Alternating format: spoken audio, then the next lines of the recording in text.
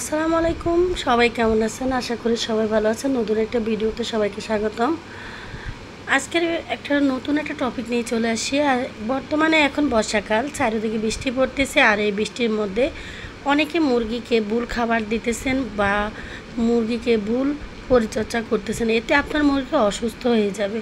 বর্ষাকালে মুরগিকে অনেকে ঠান্ডা ভাত খাওয়ায়, কিন্তু জানেন কি এই একটা বুলে আপনার মুরগি মারা যেতে পারে।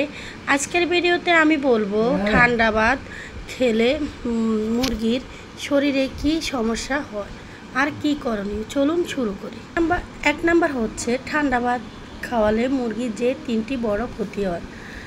প্রথম হচ্ছে মুরগির ঠান্ডা লেগে যায়। বর্ষার সময় ভিজে আবহাওয়ার ঠান্ডা ভাত খাওয়ালে মুরগির পেটে ঠান্ডা জমে, এতে তারা ঝিমিয়ে পড়ে, হাঁচি, কাশি, শ্বাসকষ্ট পর্যন্ত দেখা দেয়। 2 নাম্বার হচ্ছে হজমের সমস্যা হয়, কারণ ঠান্ডা ভাত শক্ত থাকে।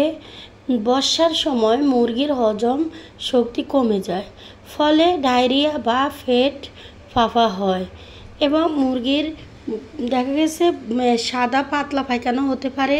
আবার দেখা গেছে হজম না হলে যে একটা দুর্গন্ধযুক্ত পায়খানা, ওটা হতে পারে। অনেক সময় ঝোলাটা বড় হয়ে যায়, খাবার হজম হয় না, এতে মুরগির আরও সমস্যা হতে পারে। তো মুরগিকে আপনারা অবশ্যই ঠান্ডা ভাতগুলা এভাবে দিবেন না। এভাবে দিলে মুরগির ক্ষতি হবে। কীভাবে দিবেন সেটা আমি পরবর্তীতে বলতেছি। তারপর হচ্ছে 3 নাম্বারে হচ্ছে রোগ প্রতিরোধ কমে যায়। শরীর ঠান্ডা হলে রোগ সহজে ধরে, তখন গুটি, কাশি, নিউমোনিয়া, এমনকি মৃত্যু পর্যন্ত হতে পারে। মুরগিকে আপনারা অনেকে মুরগিকে পচা বাসি যা আছে এগুলা দিয়ে দেন, কিন্তু ওনারা বুঝতে পারেন না যে এইগুলা খাওয়ালে কতটা মুরগির জন্য ক্ষতি হতে পারে। আর তাহলে আপনারা হয়তো ভাবতে পারেন যে এখন কি করণীয়। ভাত গরম করে দিন, হালকা কুসুম পানিতে আপনি ঠান্ডা ভাতগুলো কিছু সময় নেড়ে ছেড়ে নিন, এতে আপনার ভাতগুলা গরম হয়ে যাবে। ভাতের সঙ্গে রসুন বাটা, কাঁচা হলুদ, সামান্য মরিচ গুঁড়া মিশিয়ে দিন। সকালে রোদে খাওয়ান, সন্ধ্যায় নয়।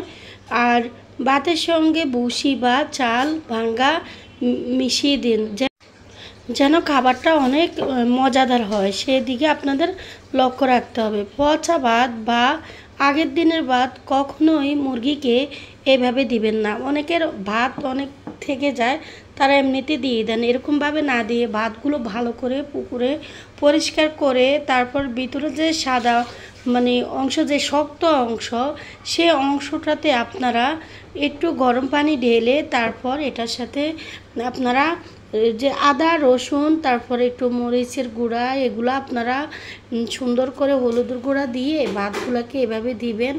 দেখেন, আমরাও এভাবে মুরগিকে খাবার দিয়ে থাকি, তবে আমরা কখনোই মুরগিকে পচা ভাত খাওয়াই না।